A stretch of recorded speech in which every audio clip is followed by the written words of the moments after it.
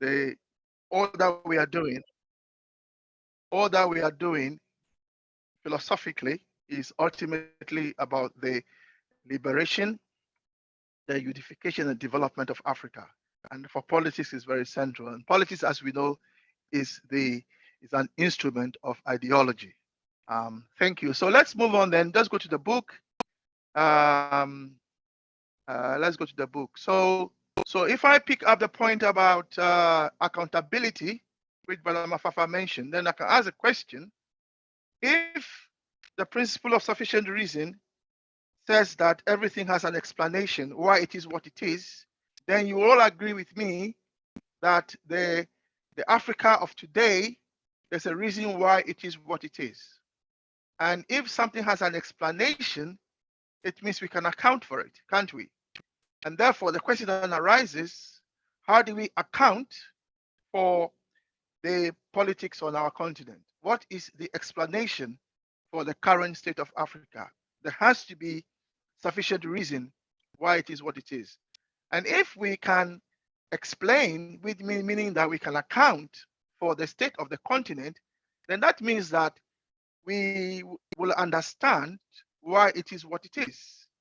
Now, if that is correct, then it means that we can know or understand what the problem is. Therefore, if we understand what the problem is, it means that we can find a solution. So if we can explain things and explain why it is what it is, however, it's not what we want, then clearly, once we understand, because we've explained it and understand it, then we should be able to find solutions because we can explain it. So let's bear that in mind as we read. Now, coming to the cosmos, our universe. Our universe. Can we explain our universe? Where did our universe come from? And why is this question important? Well, because you have to know where you come from as Africans. Where have we Africans come from?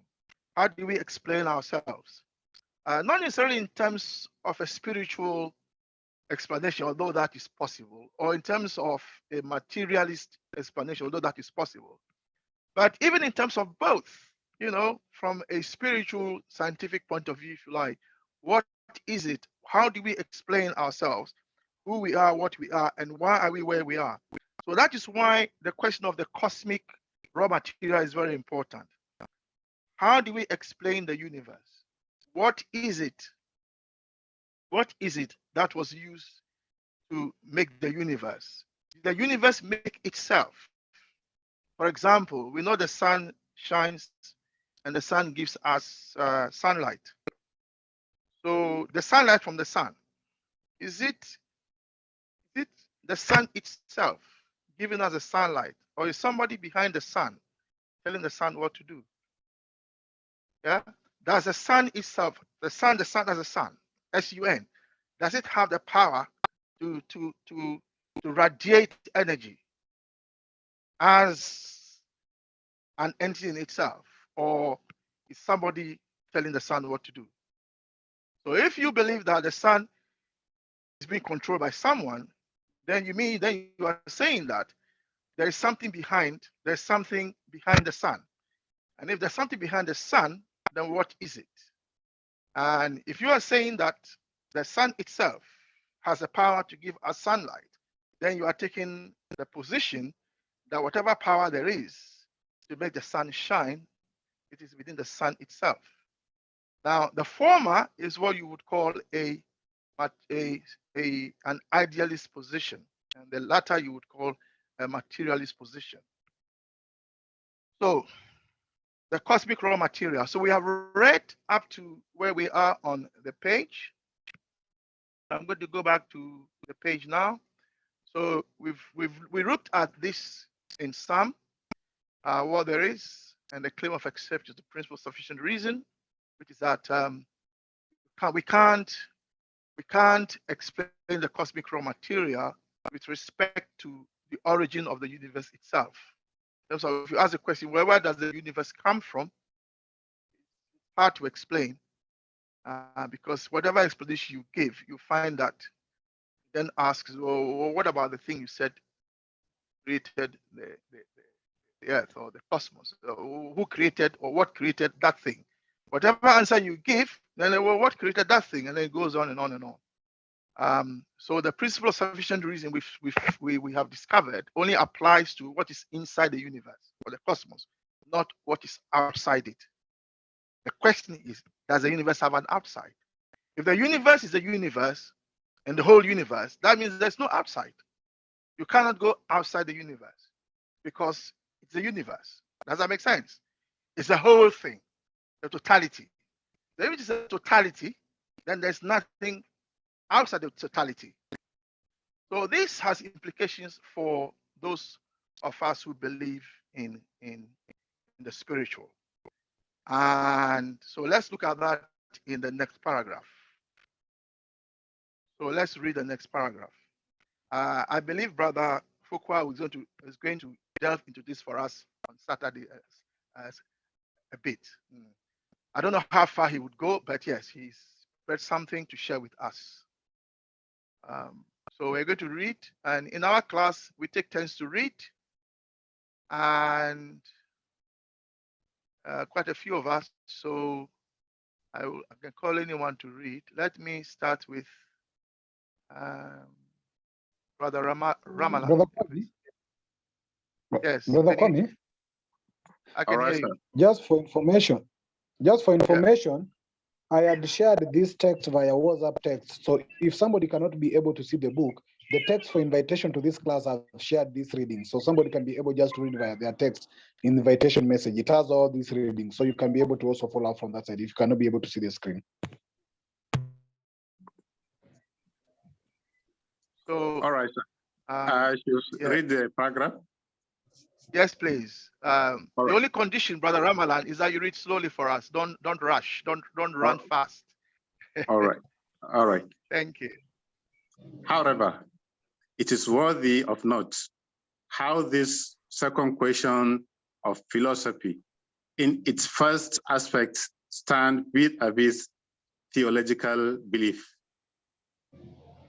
In this aspect, the question relates to the possible origin of the cosmic raw material.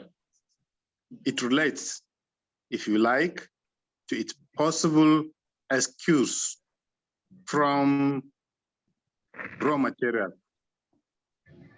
It relates, if you like, to its possible excuse from the principles of sufficient reason. If this principle is thought to apply to it, if that is to say, the cosmic raw material is conceived to have an origin, then one adopts atheist or deist position. In either case, one posits a force transcendent to the cosmic raw material, and which occasion it's one is atheist if one supposes that this transcendent force is nevertheless immanent after some fashion in what there is, continuing to affect it one way or the other. If, on the other hand, that is what I'm really, yeah, I'm going up for you if you're reading from the screen. Okay. If, on the other hand, one holds the force to be strictly transcendental and excluded it from the world once made, then one is a deist. If, however, the principle of sufficient reason is thought not to apply to what there is, and the world is thereby denied an outside, then one is an atheist. For this purpose, pantheism is but a kind of atheism. It is atheism using theological language. Thank you. there. All No, right. no, All it's right. all right. Yeah, let's pause All there. Thank you. right. All right. Thank you. So we have, yeah, thank you. So we have read the implication of the principle of sufficient reason for, in terms of theological beliefs.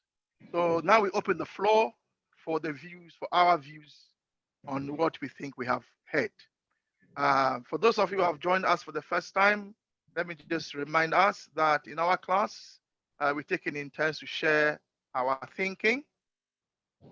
It's not so much your opinion, rather than your thinking, because we are interested in your thinking. As for opinions, everyone can have an opinion. And there are as many people as there are opinions. But we're not interested in your opinions. We are interested in what you are thinking. Your thinking is crucial. And in our class, everyone's thinking is as important as somebody else's thinking.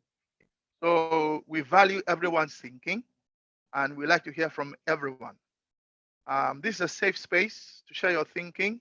We don't laugh at anyone. We don't ridicule people. We don't look down on anyone in terms of their thinking.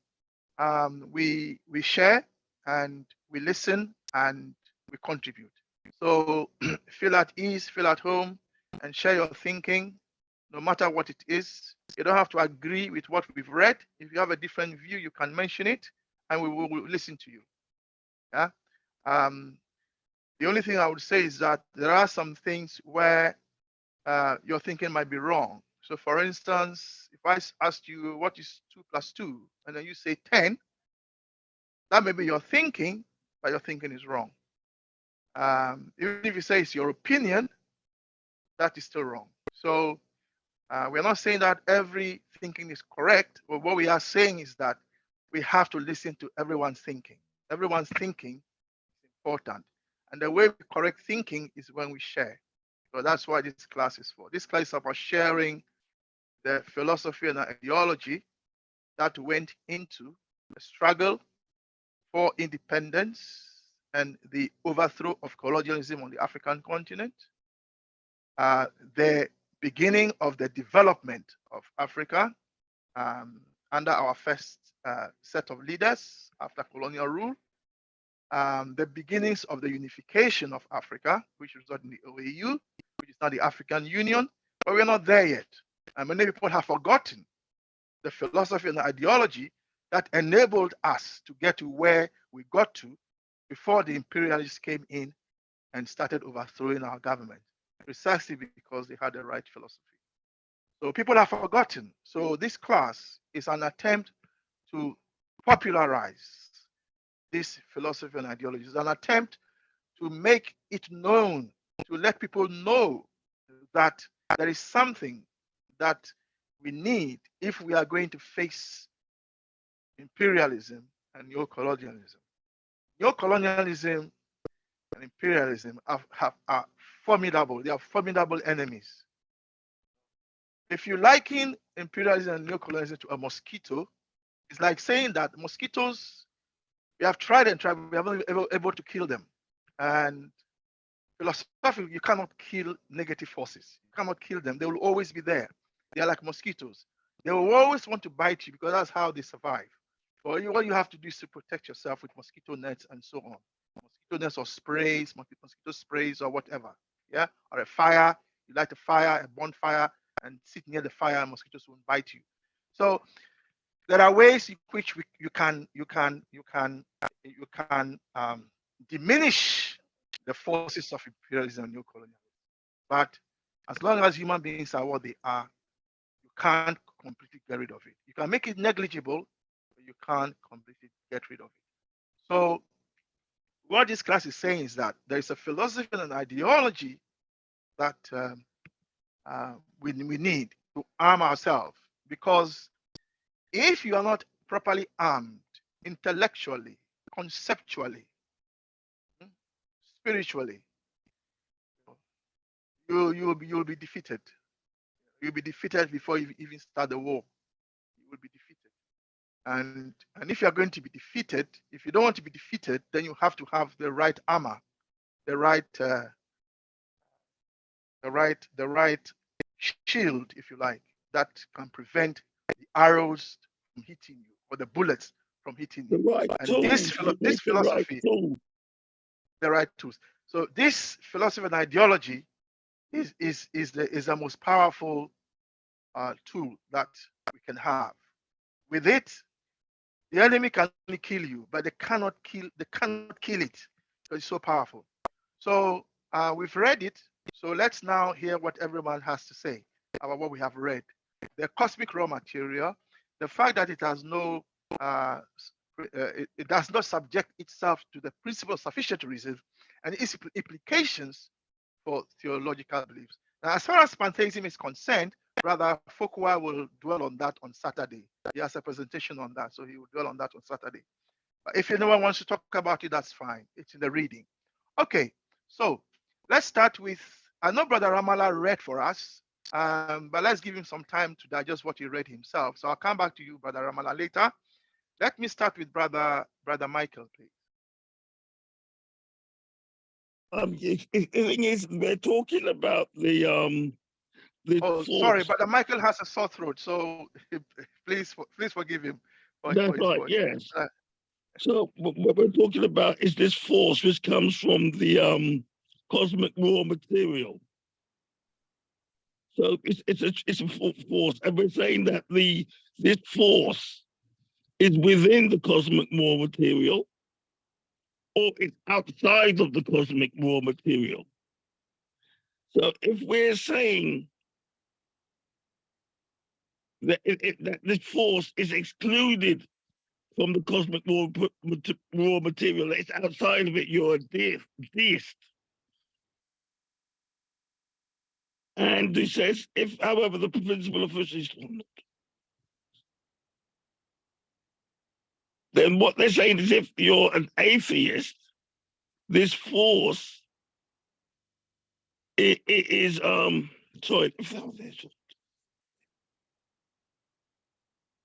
So if we're saying there isn't an outside, and we're saying that this force is within the world, then you're an atheist, and this force acts on the world, then you're an atheist. So we're introducing the idea of this force that creates the cosmic raw material.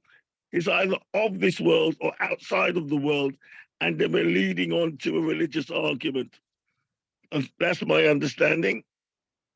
Thank you very much. Let's hear from Sister Marlene, please.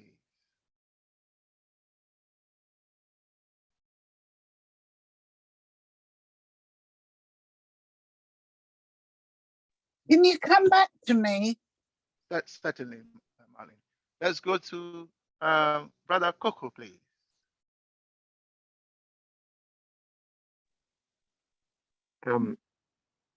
As Comrade Michael has rightly said, we are talking again here about the original, what there is, where is that from? And also talking about a theist here and a deist position. With a theist sort of looking at what we have within our universe. But once we move from the universe to say there is something else greater than the universe, then I think we are deist. So it looks like we're talking about deity here. We are talking about a God which probably isn't of this world, which is responsible for things we can't explain. But when we adopt a theist approach, we look for every reason for a fact. Any fact has to be backed by sufficient reason to say why that fact is there or where that fact has come from. I mean, why we are where we are with Africa, because of we accepted colonialism, I guess, and we won't just go and blame God for that. We have to look at the reasons why we are where we are and be able to address those issues once we have analyzed them sufficiently it's challenging us to think within our universe and not beyond the universe. Once we go beyond the universe, then we are starting to pander into religion, as Brother Michael has said, more deity. Thank you. Much. Let's go to Brother Mafafa, please.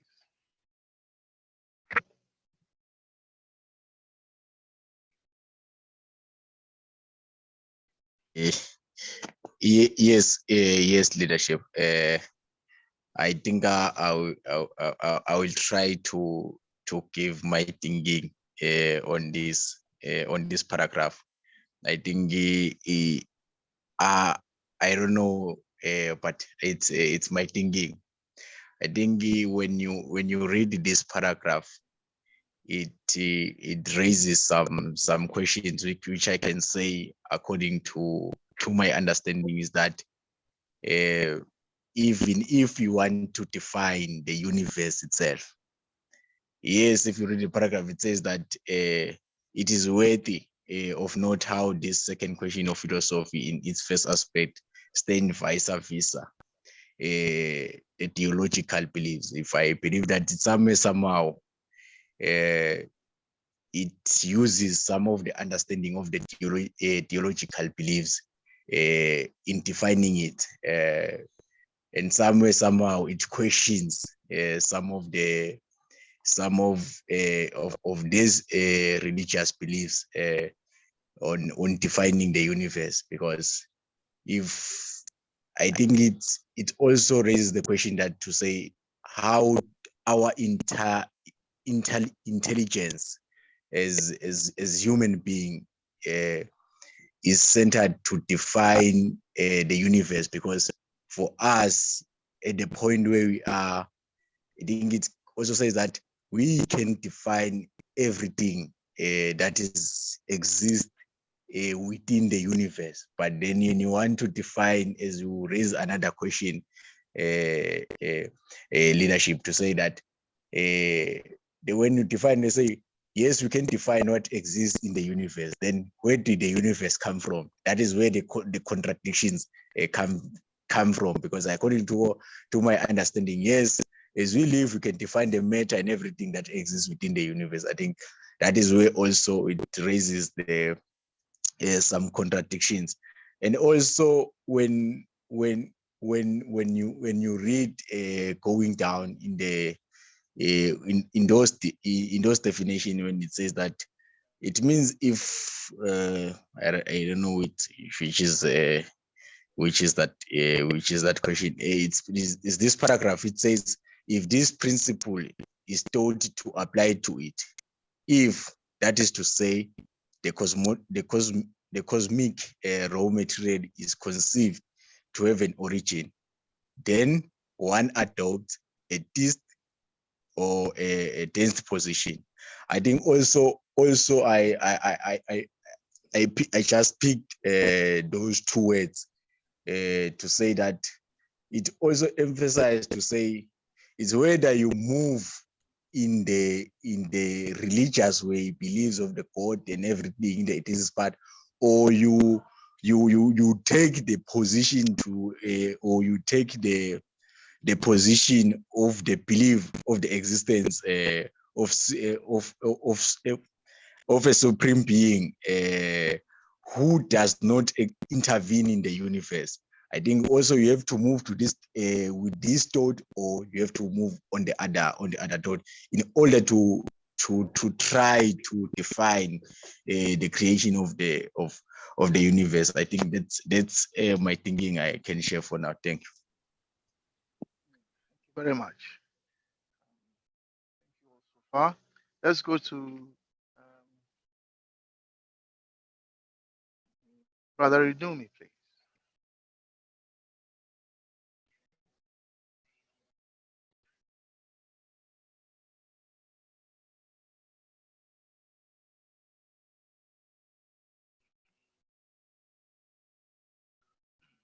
Brother Idumi, you're thinking, please.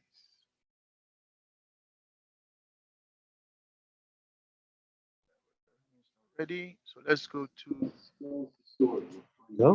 Brother Numi. All right, you Hello? are there. Yes. Okay, can you hear Can you me? share your? Yes, we can. Can you share your thinking with us, please?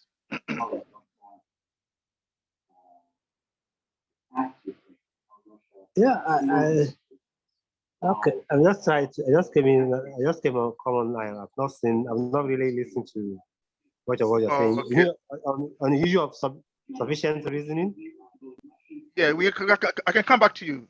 You don't have to. Okay. If you just come in, it's Uh, fine. I can come back to okay. you later in the class. All right, let's go to Russ. Russ, what is your thinking? Yes, my elder. Yes, my Yeah, elder. what is your thinking, please? Yeah, my elder, I just arrived now. Now I'm very late, so I'm still trying to catch up. I'm very, very sorry. Okay, just so you know, we can see your sync. Yeah, just so you know. Thank you. That's all right. We'll come back to you later in the class. Let's hear from Z.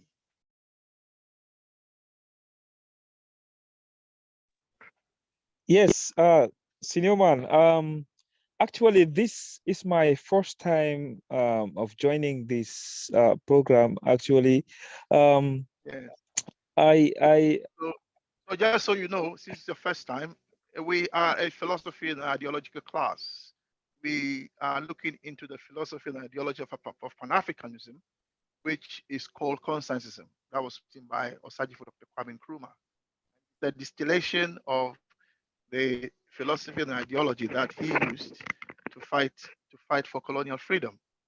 It's a long story, but this is a distillation. And from when it was written up to today, the enemy has tried to rubbish it, has tried to get Africans not to even think in that direction. Nkrumah's books were banned. I don't know how much you know about that. If you're a Ghanaian, you would know. Some people know who are not Ghanaians also. His books were banned, and it was difficult to get the book, and so on and so forth. So in the last 10 or 15 years, some of us have been trying to resuscitate the book, resuscitate the philosophy and ideology. And one of the reasons why our Pan-African leaders from Morocco to Cape Town in South Africa are lost is because they don't have this philosophy and ideology in order to get clarity on what needs to be done as far as the liberation, unification, and development of Africa is concerned. So we are hoping that by discussing as we are now, we will proliferate or get people to understand and to know, and so on. But the book is heavy. I accept that. It's hard to read. I accept that. It requires a lot of understanding, a lot of reading, a lot of philosophical understanding, a lot of clarity. And that is a problem, you see. Unless our leaders are prepared to do some hard thinking, it's not going to be easy. Winning an imperialist war, winning a war against imperialists is not going to be easy. It needs very sharpened tools. It's our tools must be the sharpest we can have. There's a saying that if you want to cut a tree, you can sharpen your cutlass, spend all the time sharpening your cutlass. Just keep sharpening the cutlass, sharpen it. You can sharpen the cutlass all night. And you find when you go to cut the tree, it's easy to cut. But when your tool is blunt, you can't cut the tree. So we have to continue sharpening our tool, the tool of our mind, because the mind is, as you know, is where the highest war takes place. There's nothing beyond the mind in terms of warfare. So yeah, so brother Z, yeah. So if you are here for the first time, I will hope you join us again. This class is about that, and in this class, everyone is equal. All thinking are equal, although not all thinking are correct. As you will accept that 2 + 2 is not 5, it's 4. So not all thinking are correct, but thinking in itself is valuable, and we appreciate everyone who comes here, and we appreciate their thinking. We appreciate. We don't look down on anyone. We don't laugh at anyone. We don't kind of rubbish anyone. Everyone is equal. We're all Africans. We're all equal. And so welcome. We hope you continue to join us. Yeah. So what we've done is when we come, we read the book and then we share our thinking. So we've read this, we've been reading for a while now. We're still on chapter 1. And so we've read this paragraph, which is on the screen, and we are asking people to share their thinking. And some of us have done so already, and it's now your turn. If you don't have anything to say immediately, you can tell us to come back to you. That's yeah. All right. Thank you, Brother Z. So yeah, carry on. Yes, I would like some time to go through the paragraph, and probably later I will share my opinion. Yeah, that's Yeah, perfectly thank you very okay. much. And yeah, and also what you could also do is when you listen to others, that will also give you some ideas. Yeah, so you might, after you've heard a few more people, you can say, "Oh, actually, this is what I think," and then you can share your thinking. Okay, thank you very much, sir. What? That's fine. What we don't want is people say they can't think or they don't think. We want everyone to think. There's a problem on the continent is that people are not thinking. But I think we all agreed. Our leaders are not thinking. I think that we all agreed on. Because if they were thinking, we would have gone far by now. But they are not thinking. So what we don't want people to say, don't think. I don't think, or I can't think, or no. Everyone must think. We're not thinking is hard, but everyone must think. We need thinkers on the continent, and not just thinkers, but philosophical and ideological thinkers. Thank you. So we'll come back to those of you who want us to come back to you later.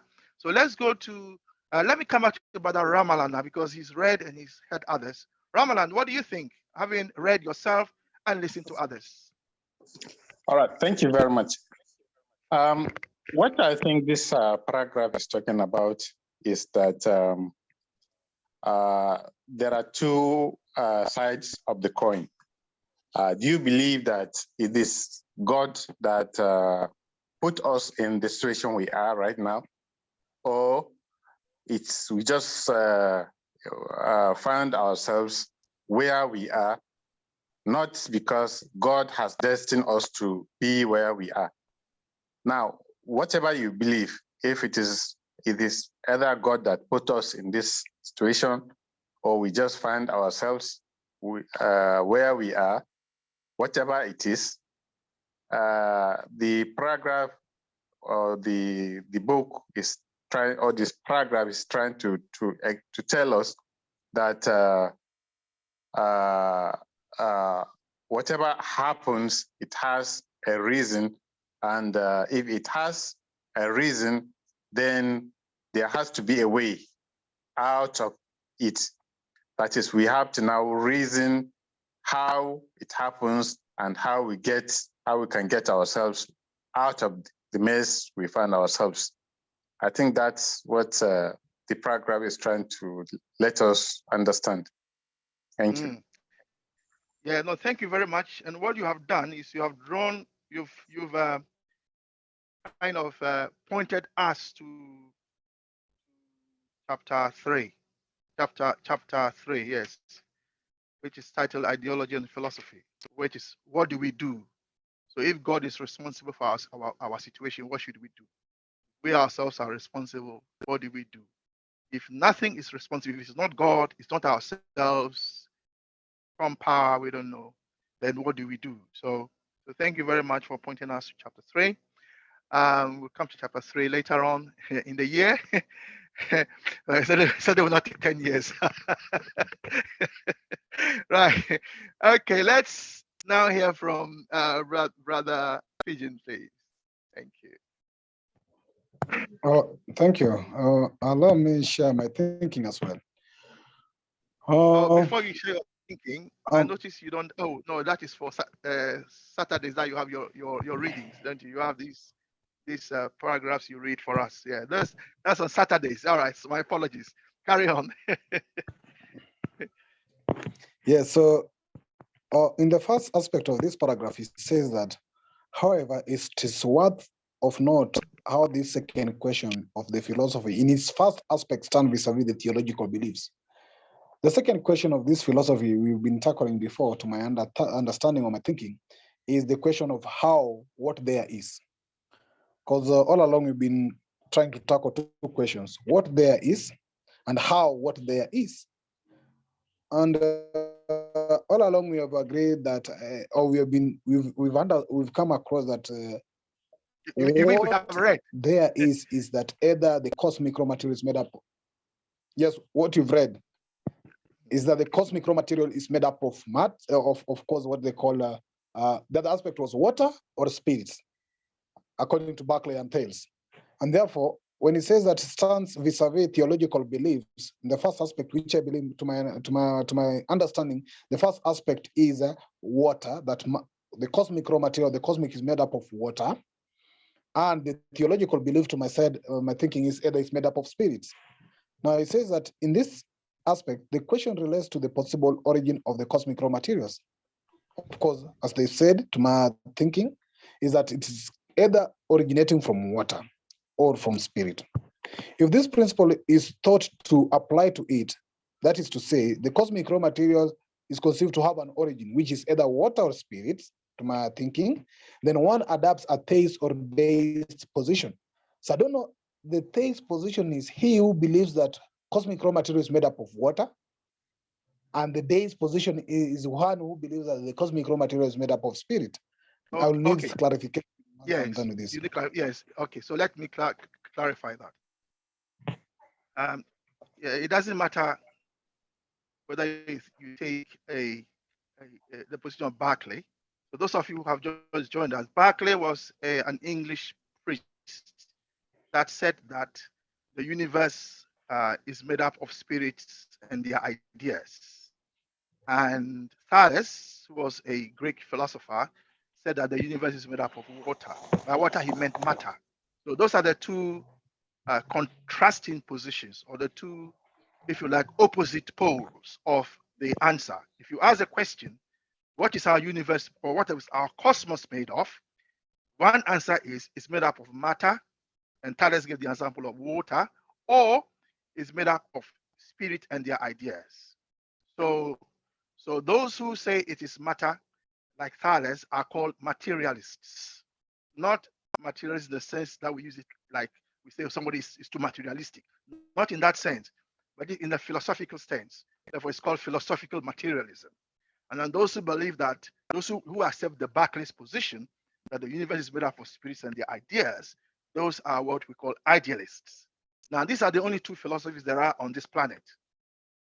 Whatever you hear from, you can enter a bookshop and find a whole section on philosophy. At the end of the day, they're either talking about matter or spirit. So let's not be fooled by all these some arguments sometimes on these things. At the end of the day, it's either matter or spirit. Now the paragraph we are reading is called philosophy in retrospect, in the sense that we are looking back at what our forefathers have bestowed upon us.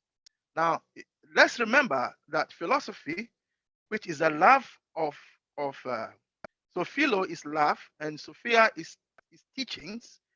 The love of these teachings, remember, the teachings that the Greeks were referring to were the teachings that the Africans gave them. Because remember that there's no such thing as Western philosophy.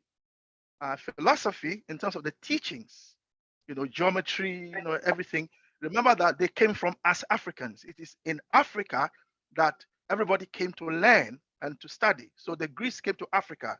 It was then called ancient Egypt. Now, so philosophy is a love of these teachings. That's why they call it philosophy.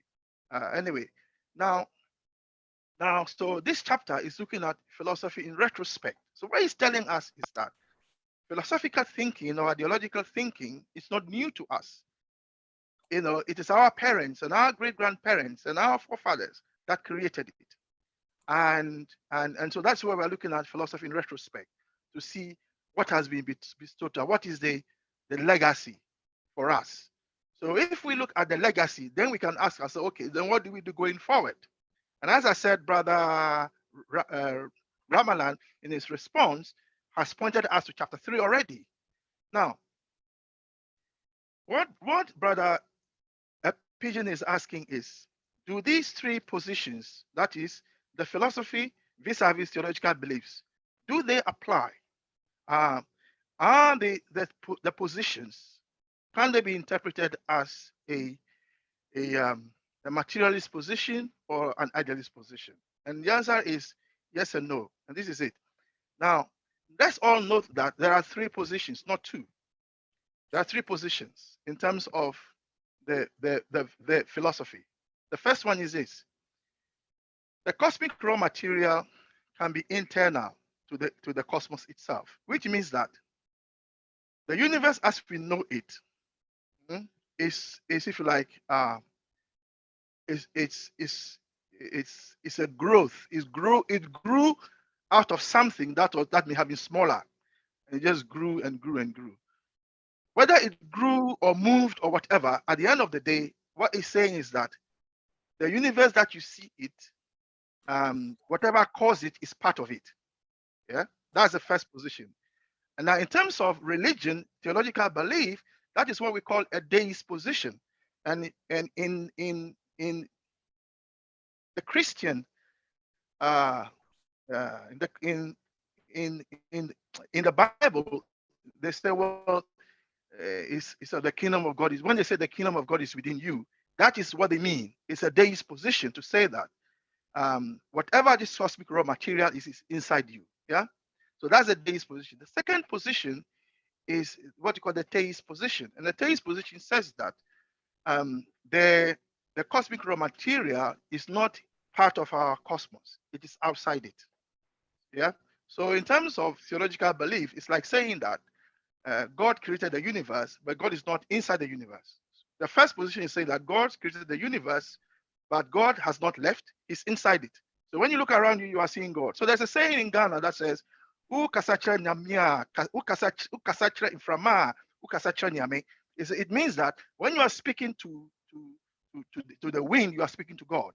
What it really means is that God is all around you. And Brother Fokwa will dwell on this on Saturday, which, if you like, is some people say is a kind of pantheism. But it's not in that sense in this case. But what he's basically saying is that the universe, as the cosmos is see it, has an outside. And that's the second position. It's called the theist position. So theists are those who believe that there is a God and that God created the universe. So Islam, for instance, is a theist position because Islam believes that God, Allah is after the universe, created the universe, and so on. The third position is what we call the atheist position. And what it means is that actually there is no outside to the cosmos. This cosmos is all there is. In the sense that if the cosmos is the cosmos, that is a totality, then there is no totality outside totality. Therefore, philosophically, there is no outside. So in terms of theological belief, it means that if there is a God at all, it's not outside. Therefore, an atheistic position can either be that you are a theist or you are a deist. But when someone is saying that I'm a deist or a theist, they're also saying that they are not atheists in that sense. Yeah, they are saying that the universe has no outside. So those who think that the cosmic raw material is inside the universe are actually also being atheists in the sense that they're also denying that it has an outside. So it's a bit complex, but I hope you've understood what I'm saying. So to answer Brother Pigeon's question, if you take the position like Thales that the cosmic raw material is water, then there are three positions. Either the water is inside the universe, or the water is outside the universe, or there's no water outside the universe. Yeah, that's the first position. If you take Berkeley's position, then either the spirit is inside the universe itself, that's a deist position, or the spirit is outside the universe, which is the atheist position, or you take the position that there is no spirit outside the universe, which also means that there is no God. There is no God outside the universe. Doesn't mean it's not saying there is no God, but it's saying if there is a God at all, he's not outside the universe. So, Comrade Ping, I hope that is clear.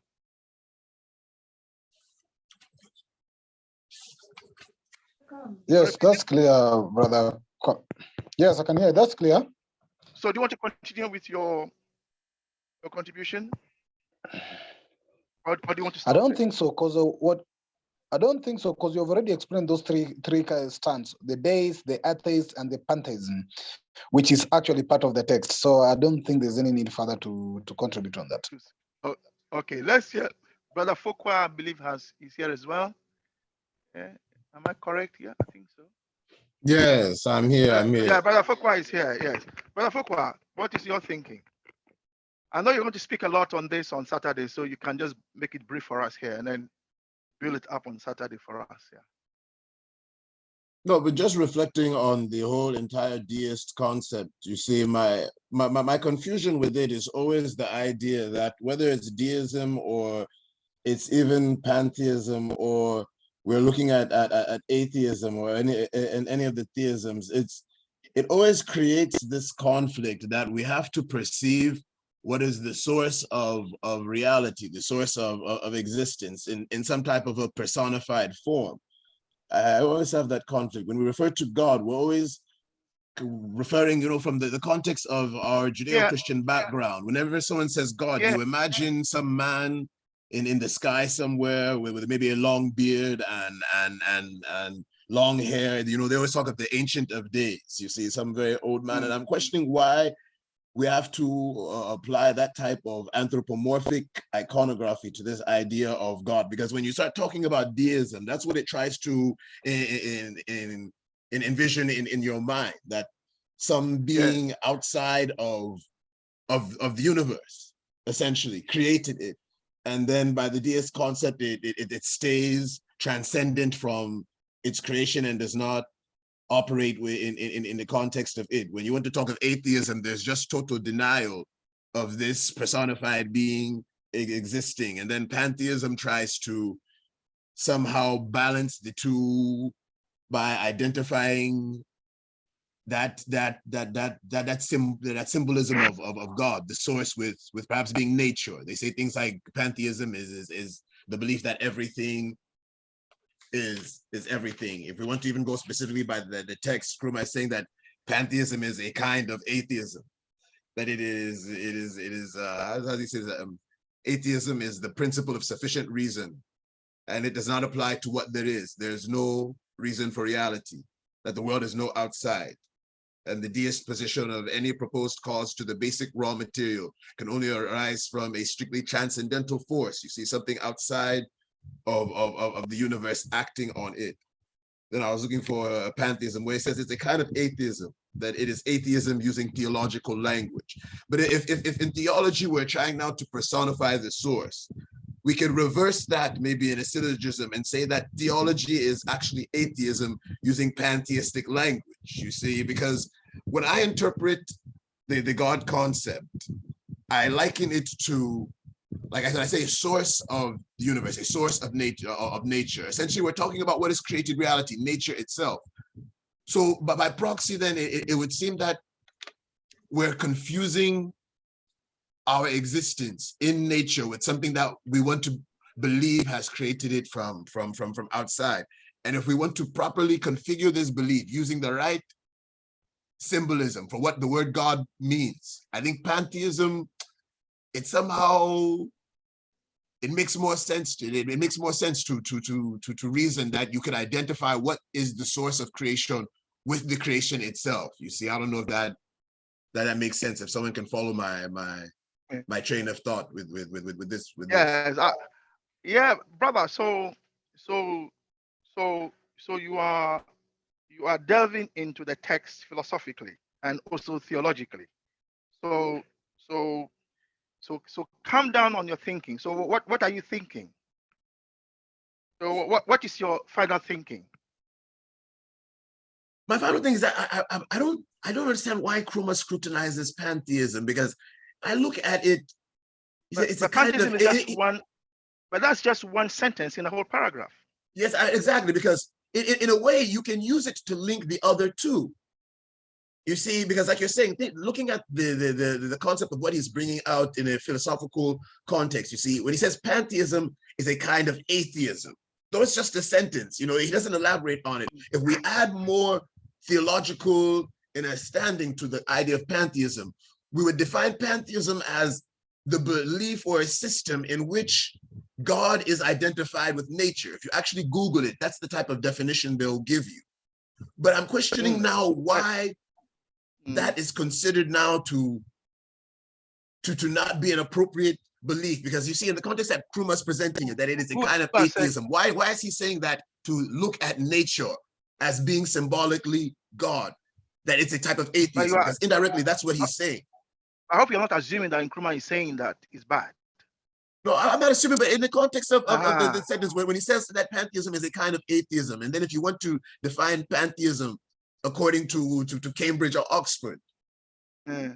then it Yeah, would that's mean what I'm by- saying. That yes. yeah, that's why I'm saying to you that I hope you're not making the assumption that when he says that for this purpose, pantheism is but a kind of atheism. I'm saying it's using theological language. What I'm saying is I'm not assuming that therefore Nkrumah is saying that atheism, pantheism is bad, because that's not what he's saying. Got you. He's Yes, yes. Yeah, he's basically following the logic. That's all he's doing. He's basically following the logic that if the philosophical position is this, then vis-a-vis theology, this is what it leads to. That's all he's saying. He's Good, not good. saying that It's pantheism is comparative. bad. He's just saying that. Okay.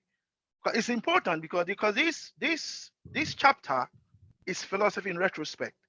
So Nkrumah is laying it out there for us. You see, and at the end of the day, you ask yourself why? Because these are the things that they've used to hammer us. You know, these are the things they've used to defeat us. You know, our leaders, some of them are completely defeated. You know, they are unable to think for themselves because their mind is completely taken over. It's like a virus. If you see Epidemics was kind of virus, it has just reprogrammed their mind. It's reprogrammed the mind of our people in some aspects, and we just even can't think for ourselves. Let's remember that Constantism is a philosophy and ideology that is rooted in African soil. And Nkrumah was born in the village of Nkrofo. Nkrofo is a village in Western Ghana. That's where he was born. He lived and grew up in a village, and he went to a Catholic school and always hated the way it was being imposed on him. And then he became a teacher. And then, as I always say, then it was Nnamdi Azikiwe of Nigeria, who I think was the editor. Remember, he was the editor, wasn't he, of the West African Post, wasn't he? Who, through the West African Post, then he got the idea to travel outside the Gold Coast then to the US to study. That's how he went, you know. So let's remember that Constantism is of the soil. This is not a European thing. It's not a European thing. It's of the soil, and that is why in our class we always make it clear that Nkrumah says he's a Marxist and a non-denominational Christian. He says that. He does say that, but notice he said non-denominational Christian and a Marxist. And the question: how do you tie Marxism and Christianity? How is that possible? But then if you see Marxism as materialism, Christianity as Islam, begin to get a sense of where the African stands in terms of philosophy. When somebody has an accident, and you ask the African, hey, look at that accident. That man has just been hit by a car. If you ask the African will tell you, yes, he was hit by the car, but I think there's something behind it. There is some full explanation for it. The African does not believe that an accident, where somebody is hit by a vehicle, is just a mere physical thing. We always believe that in that physical space is something unseen, some force that is unseen, and that these two working together may have caused the accident. That is the African position. That is the position from our own soil. And so let's bear in mind that Islam, Christianity, they all came from Africa. Yeah. Let's not forget that they all came from our soil. We created them. Yeah. The belief in one God was created by us. It wasn't created by Europeans. We created it. The idea of God wasn't created by Europeans. We created it. Yeah. In the Christian Bible, for those of you who have read it, God is actually a man. Yeah. He's a man called the Ancient of Days. He has woolly hair and black skin. Yeah. Jesus himself is described as somebody like us. He has his skin is bronze. You know, burn bronze. So Jesus is a black man. Yeah, it's all in the Bible. So those of us, so let's not sometimes get aggressive and then think that this was Europeans that brought us these things. In fact, it is we who took it to them. They came to us and studied it, and then we taught them.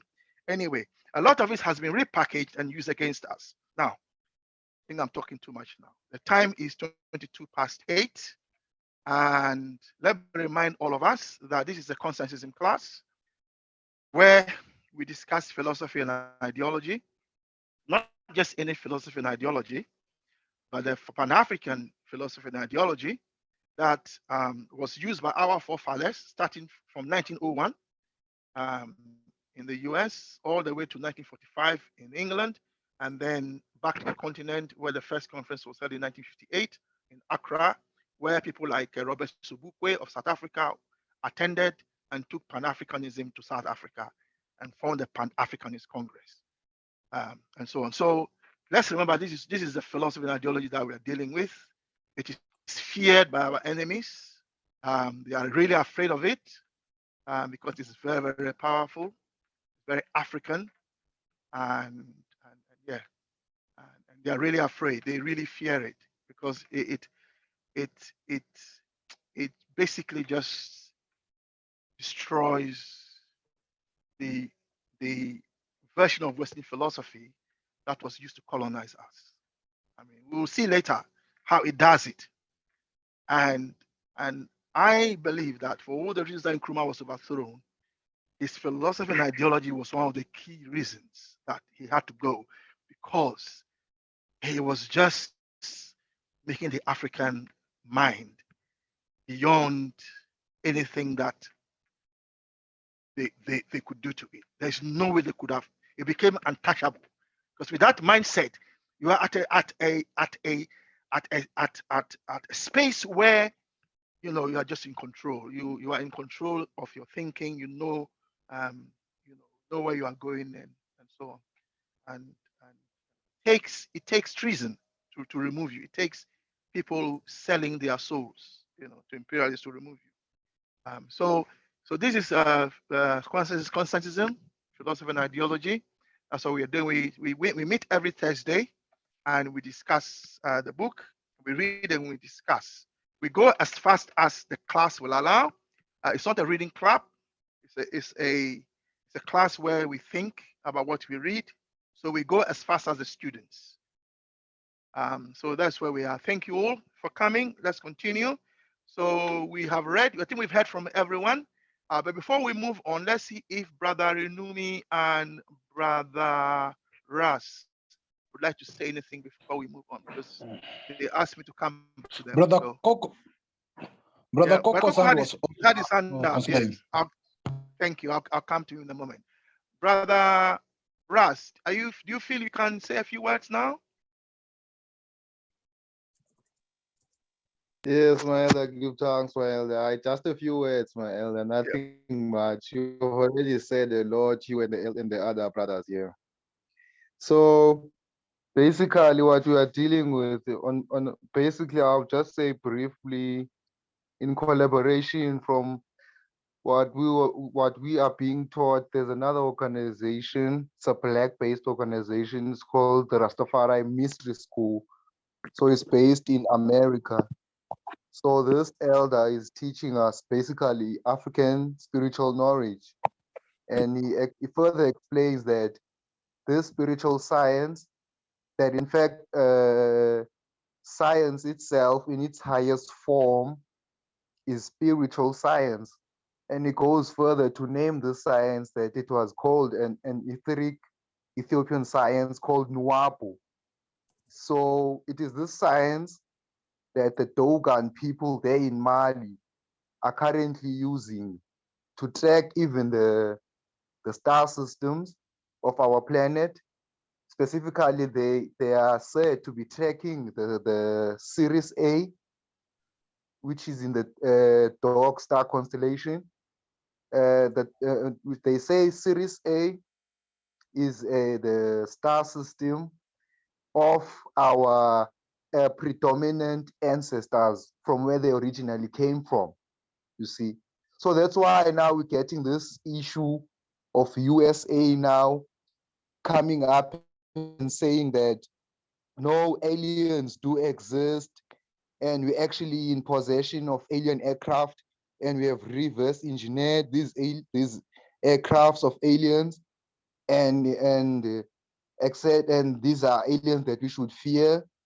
So now the elders in this, and I'll just be brief and short now to end. Now these elders in this Rastafari mystery school are actually telling us that these so-called aliens that are being talked about and were talked about in long years, considered to be conspiracy theory in that time, are actually the Bantu ancestors and ancestries, which is our ancestors who came here before there was human life on Earth. So all the technologies, sciences, the pyramids and everything we see on this planet Earth has been created by the Bantu ancestors who were here, which are also called the Anunnaki, you see, which are called extraterrestrials. So these are our ancestors who built everything. So this information I'm receiving, I'm reading, and you've been discussing, is actually adding up to what we are actually reading on another platform. So I'll hold it here for now, but it's a lot, and it raises a lot of concerning questions. But it's a very interesting subject, more especially for an African child, to realize that everything that we see on Earth, every technology, every science has been created by our ancestors, the Bantu. And subsequently to that, they are the ones who came from the stars constellation called Sirius A. So I'll hold it there from now. Thank you. Okay. Brother Ras, thank you for your contribution. I usually don't comment on what people are saying. We just hear everyone. I just want to link what let me link what Brother Ras has said with what we are reading. So we are reading that the cosmic raw material, vis-a-vis theological belief, is either inside, outside, or there is no outside. So what the brother has said can be seen in that light. The Zulu people of South Africa, for those of you who have looked into it, believe that they came from the stars. But scientifically, what it means is that we came out of the cosmic raw material that is the basis of the planets. So the planets, carbon, hydrogen, oxygen, those are cosmic raw material. And that is where we've come from. So we as human beings, what we are made of, were created in the middle of the stars. So I think that's the kind of thing our brother is saying. But brother, if we will be happy if you want to do a presentation for us at some point, we'd like to hear what you have to say. Thank you very much. Let's go to brother, the other brother who hasn't spoken. Brother, some people have left. I think everyone here has spoken except David. Brother Coco, I'll come You to you in can a get to moment. Brother Coco. Yeah, Brother Coco, I'll come to Brother Coco in a moment. Brother David, did you want to say anything? David and Kamara have just joined now, but they can say anything if they have. Oh, they've just joined us. Okay, no worries. Okay, Brother Coco. Yes, in the last 1 minute. Brother Coco.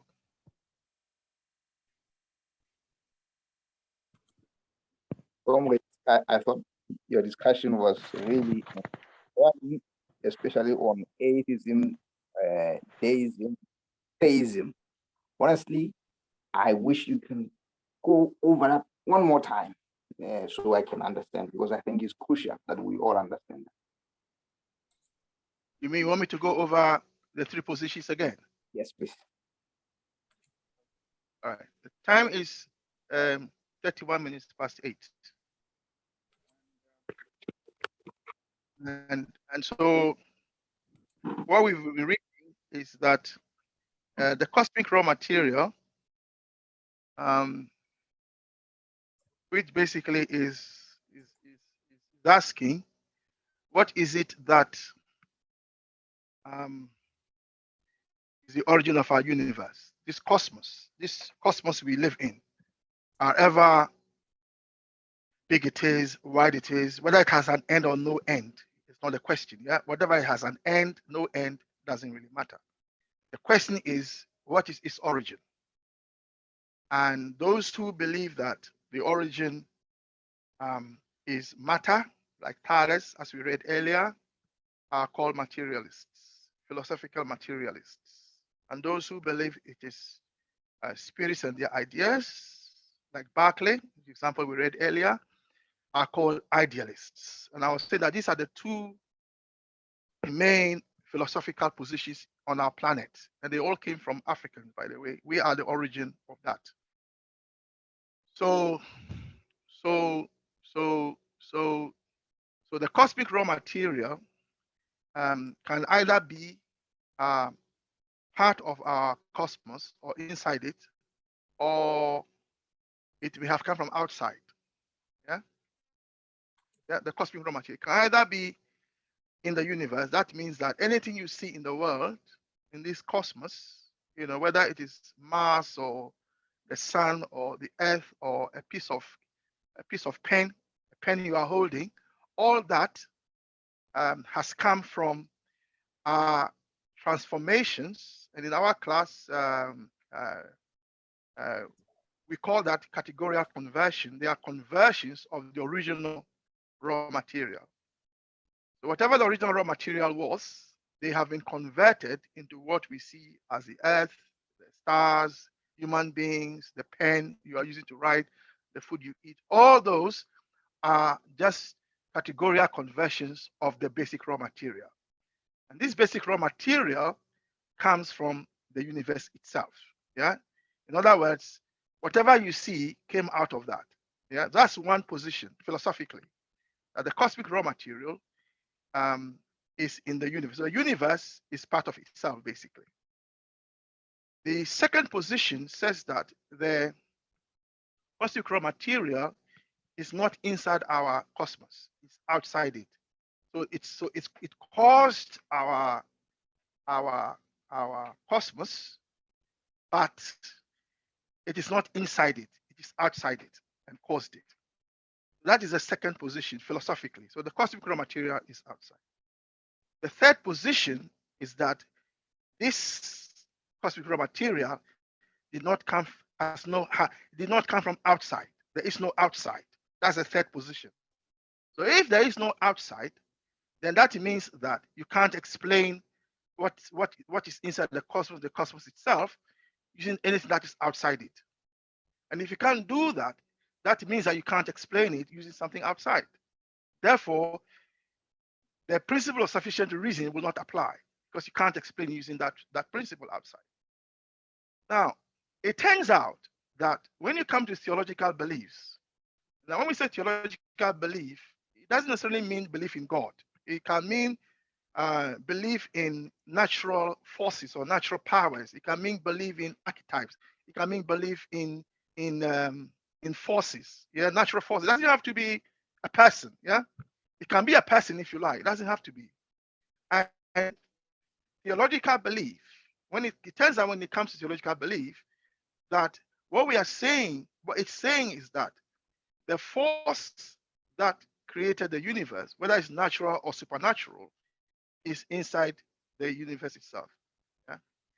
And that force, if you are a materialist, means that force is a material force. If you are an idealist, you say that force is a spirit and its ideas. So inside the universe is a spirit. It's a spiritual force inside the universe. That's the first position, called theism, called deism. The second position, in terms of theological belief, is to say that this cosmic raw material, this force is, or this natural force is outside. Yeah, it's outside the universe. So if you are a materialist, you will say that whatever it is that causes the universe is outside it. In terms of theological belief, it means that if you're an idealist, it means that you are saying that the spirit that caused the universe is outside the universe, not inside it. But the deity says it's inside it. The deity said it's outside it.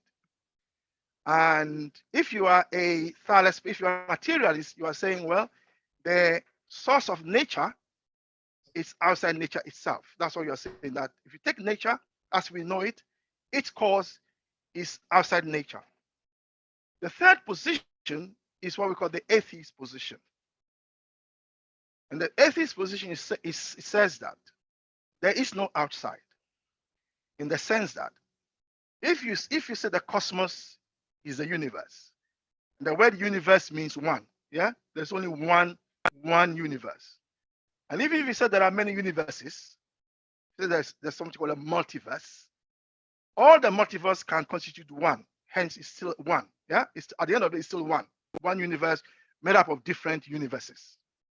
So what the third position is saying is that there is no outside. Yeah, that if we are saying the universe is one, then there cannot be an outside. Why? Because philosophically, one means everything, the totality of everything. So there's nothing outside one. The one and only one. Yeah.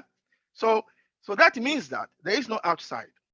So what it means is that if you believe that there is if you take the idealist position that a spirit and their ideas are the reason for the universe, the atheist position is saying that that cannot be, because if there is a God, then that God cannot be outside the universe, because the universe is not outside.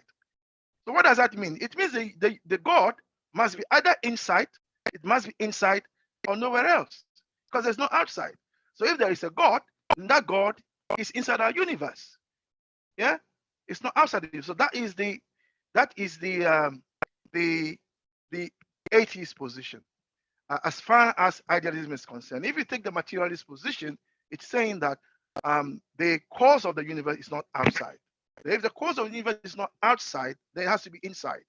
But then if it is inside and we can't explain it, then at the end of the day, it means that the principle of sufficient reason doesn't apply to our cosmos.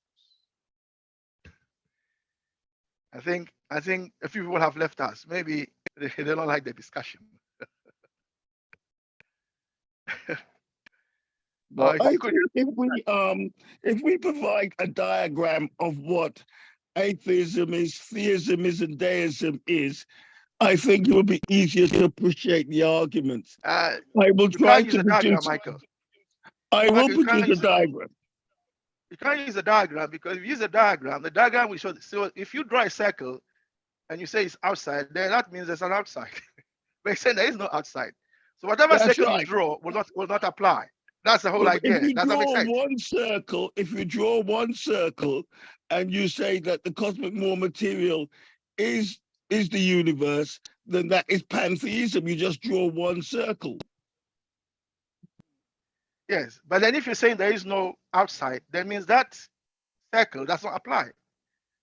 So no, what I'm saying, that circle cannot be used to explain atheism, because the whole idea of atheism is that there is no outside. But your circle means there's an outside. Does that make sense? Yes, I do. But what it's saying, I've got a diagram here. If you draw a circle and you call it the universe, that means it's everything. I think that's what my diagram I'm looking at now is what they're saying. Yes. But then on that diagram that you draw, you can find there is space outside that diagram. There is. That's right. Therefore, but we cannot represent. We need something to move forward, you see. I understand. That is why Nkrumah later explains that actually there cannot be a model of the universe. Why? Because whatever you use as a model of the universe is already part of the universe. So how can you draw? So you can't draw a model of the universe. Anyway, the time is 8:41. 8:41. So Brother Coco, I hope that was helpful. We will revisit this again and again and again. Yeah, we'll revisit this again. So let's move on to the next paragraph. I hope Sister Marlene is happy because she always said we should read before we go, because we used to talk about current affairs so much. Always cross with us. Why don't you read? So now we are just reading. So I hope, Marlene, I hope you're happy, Marlene. Marlene right. is out. Is she? Oh, okay. Right. Brother, the brother who read for us is gone. So brother, Brother Mafafa, are you able to read for us?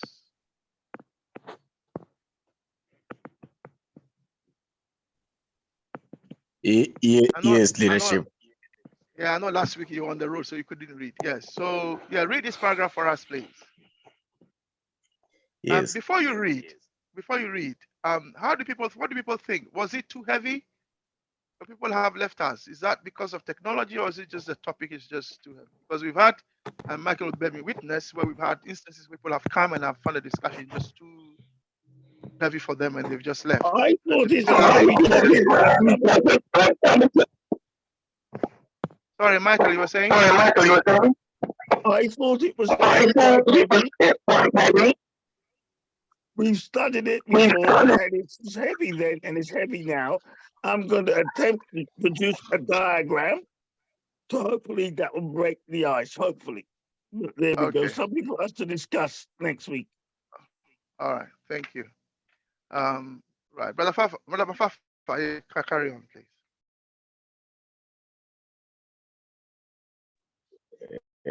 Yes.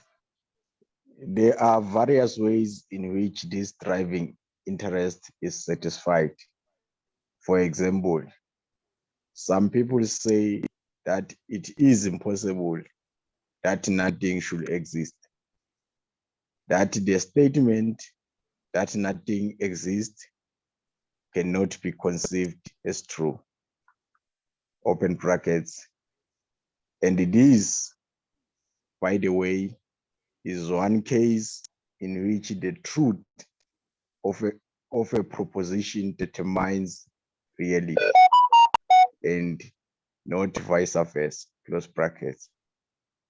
In this way, many come to be satisfied that at any given time, there must be something.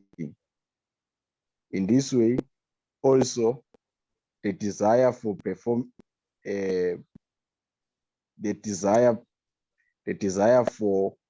permanence comes leadership comes to be more than satisfied, but it cannot be interfered from this. It cannot be from this non-vacuous of the universe, that some given object will always exist. It is therefore impossible to infer the existence of God from the fact that something must always exist. Right. Yes. The time is 8:45. So, what is Nkrumah saying here? Brother Fokwa, you start for us.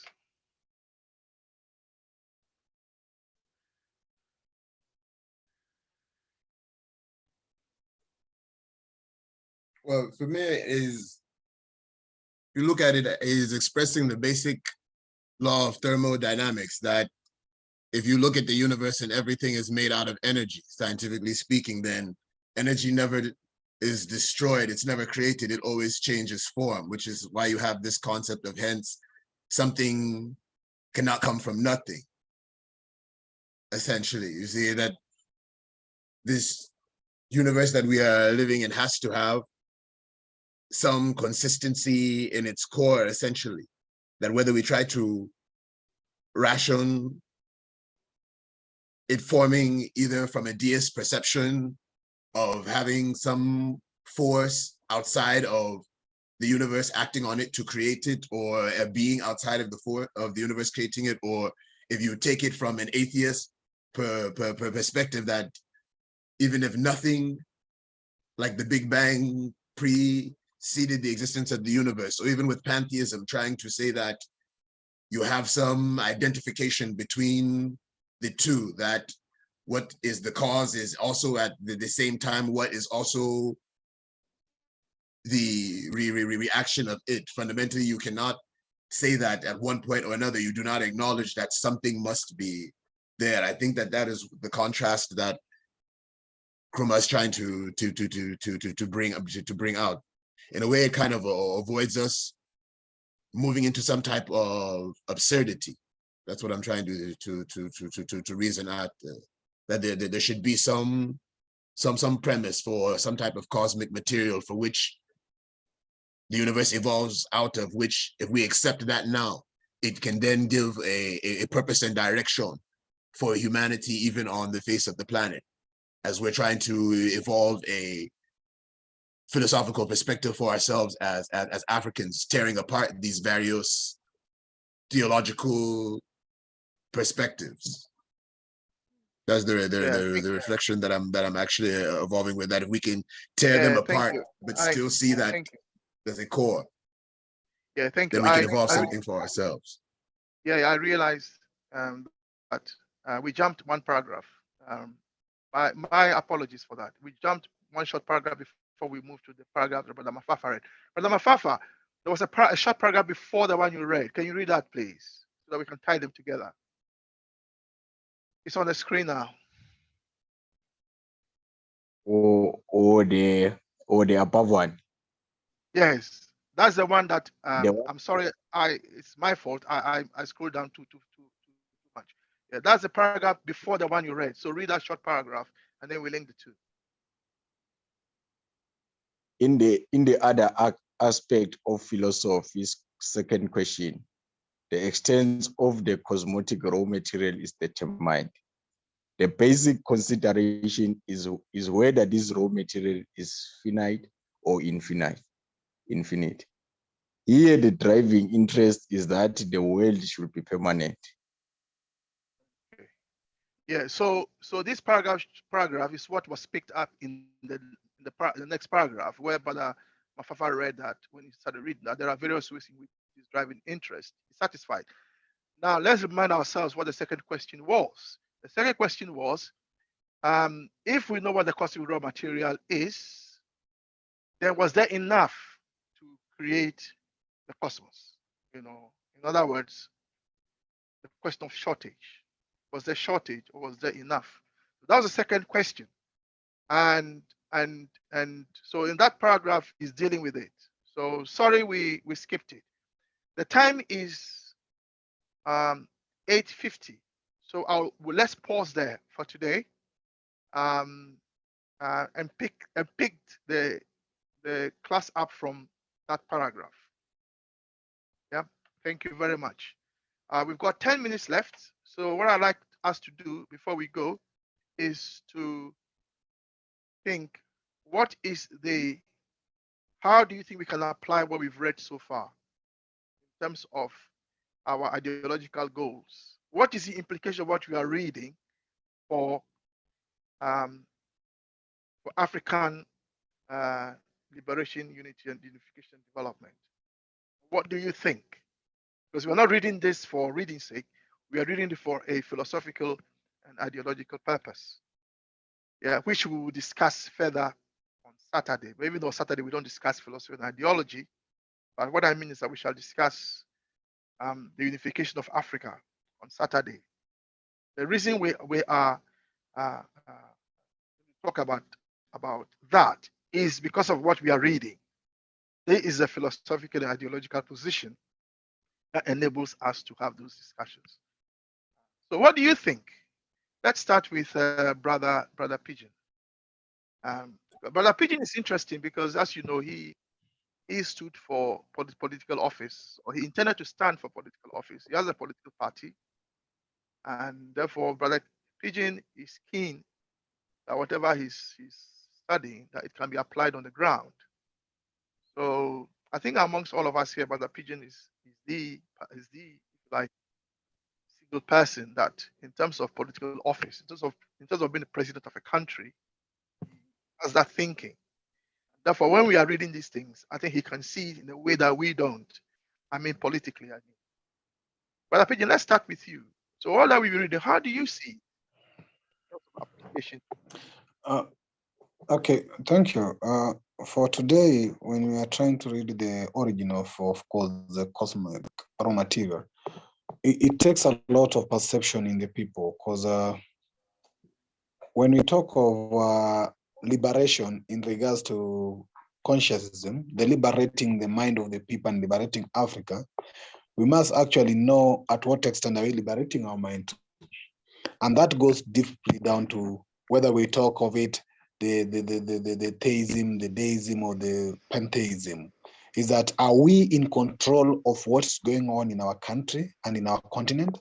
And do we have the power to take charge of what is going on? And to those who sometimes believe that we are not in control, but there's somebody outside there who either control everything here, do not actually take the right position or action towards changing their life. Either if it is politically, they don't think that there's any change in that political things. So they don't actively participate in political discussions, in either anything in discussions. Majority of them will either be in churches, shouting, preaching, and praying, waiting that the end will come one day and they'll go to heaven. And therefore, they do not take much consideration on actually changing their current situation and the environment for the prosperity and for the goodness of the people within. So therefore, I find this makes a lot of sense, that there's a need for us actually to liberate the mind beyond So the... can I ask you, Confucius, can I ask you? So are you saying that as those who take the easy position politically, that we don't have the power to change anything? That if the power is outside Africa, that's not what... Yes, it is true. Like majority of our people in my country believe that to be elected the president, there is a group of people somewhere who decides. They call them the deep state or the dynasties, that the people will decide whether you become a president or not. And even the citizens do not believe that they have the power, you see. So they think that there's something outside controlling, you see, either within the system of the rich people in Africa or outside the system, you see. And they'll tell me many times when I was contesting that, no, that position you cannot get it because there are people who decide. So somebody has a vote, but don't believe that his vote makes any sense or any change. Yeah, can you chat till the end for now, please? Thank you. Okay, thank you. So what I was trying to describe is that there's a need for us to tell our people that in order to liberate our continent and make our life better now as Africa, we must think that we have the control and act now. I'm not thinking the other way around, that, oh, the only thing we need to do is the glorification, the prayer, waiting for the us to be dead and go to heaven and see Jesus and sing hallelujah forever. No, there's a lot that we have to do currently, and we must wake up and actually liberate our men. These are part of the neocolonialism systems, whereby, of course, religion and Christianity and anything else is part of the system that are used to control our minds. As we are trying to sing hallelujah and preach everything else, these people are coming and looting our resources.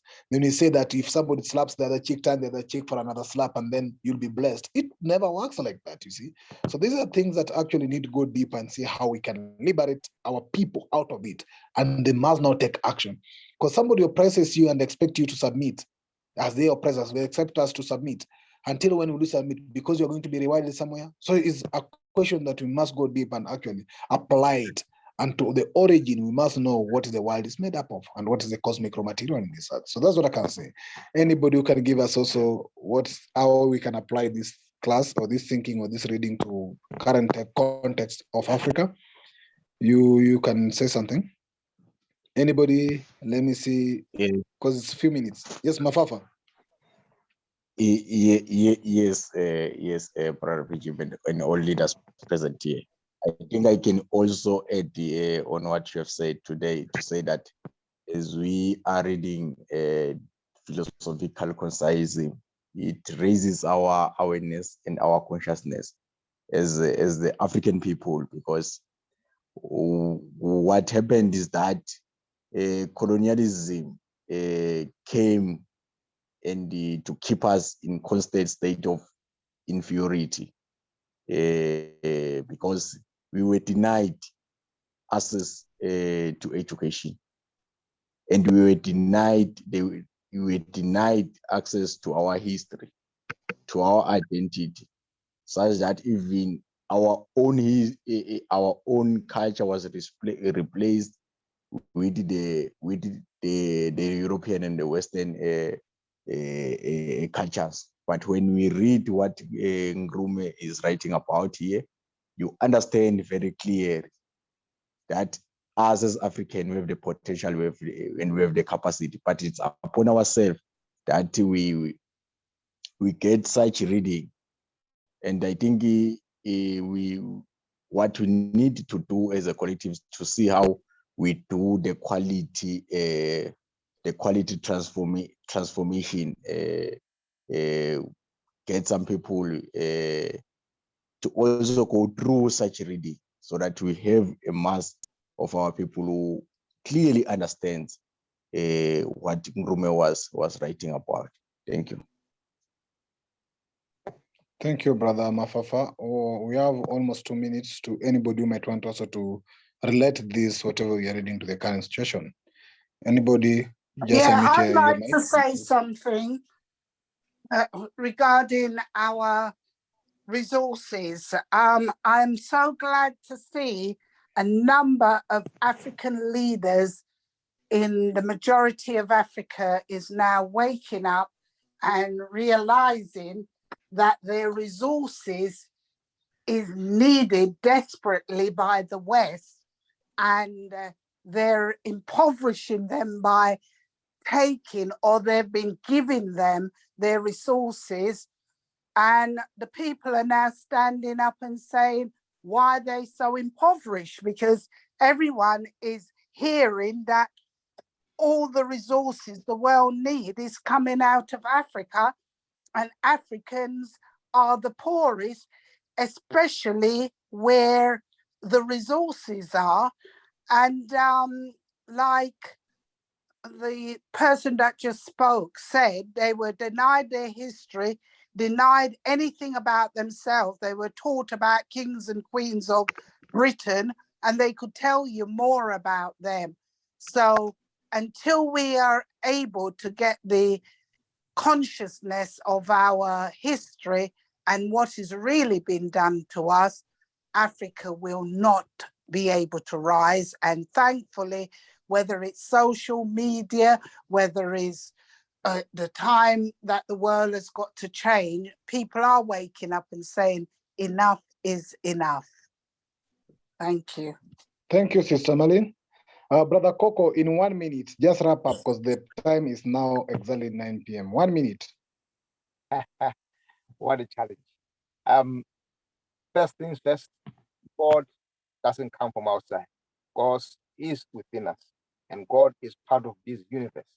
That's the first thing we have to go and reclaim from what we are told by the Christians when they came in and told us to look up to the sky, to God to give us rewards in heaven, while they stole our land, stole our resources. I think the worst case is not just that we said enough is enough. The fact that we have been going along with this concept and we are still holding on to Christianity above everything else. We are saying, okay, we don't want colonialism, but we want your Christianity. Think again. Thank you. Oh, what a wonderful way to end our class today. So without further ado, I'd like to thank everyone who has attended this class today. It was, of course, grateful and insightful. And we're looking forward to continue our studies and our class next Thursday. Let's bring more people, as Brother Mafafa said. This knowledge is for everybody. Everybody. We are not selling it to anybody. We are giving it for free for anybody. So let's invite our friends, our comrades, and everybody else to be part of this class. Brother Kwame, if there's any other thing else you can add, if there's nothing else, I can stop the recording. Stop the recording.